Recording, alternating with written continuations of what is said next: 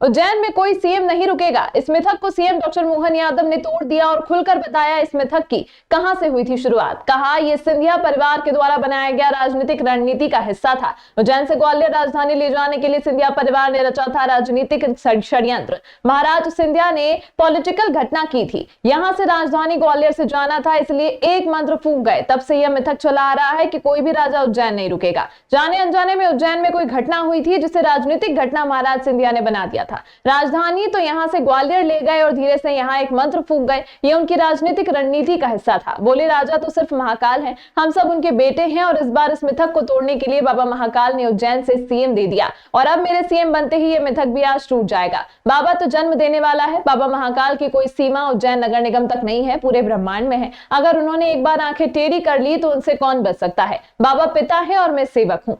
उदाहरण है, हम सबके लिए सौभाग्य की बात है और मुझे इस बात का आनंद है, जाने अनजाने पता नहीं हमारे अपने उज्जैन में कोई घटना हुई तो एक राजनीतिक घटना जरूर महाराज सिंधिया जी ने करी थी। बाबा है ना मौजूद, क्या थी बाबा पॉलिटिकल घटना कि कोई कारण से राजधानी ले जाना थी यहाँ से ग्वालियर। तो ग्वालियर राजधानी ले जाने में इच्छा तो नहीं थी, लेकिन महाराज जी चले गए, शांत हो गए। दौलत राव जी सिंधिया साहब के समय 1812 में राजधानी गई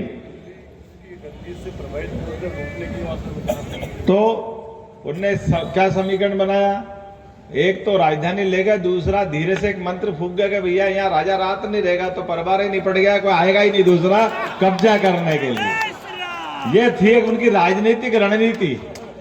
अब राजनीतिक रणनीति के हिसाब से हमारे भी जाने अनजाने अपन भी कहते राजा रात नहीं देगा, राजा रात नहीं देगा। अरे राजा तो बाबा महाकाल है, हम तो सब बेटे हैं उनके, क्यों रात नहीं देंगे।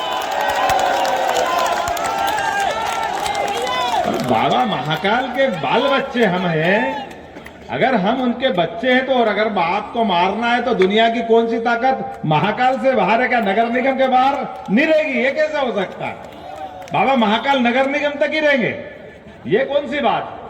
ब्रह्मांड में कहां कोई बच सकता है? बाबा महाकाल ने अगर टेढ़ी निगाह कर ली तो बाबा तो जन्म देने वाले हैं, आशीर्वाद देने वाले हैं। इसलिए बाबा ने कहा डरो मत, तुम्हारे उज्जैन में ही दे देता हूं तो झंझट ही खत्म। हाँ नहीं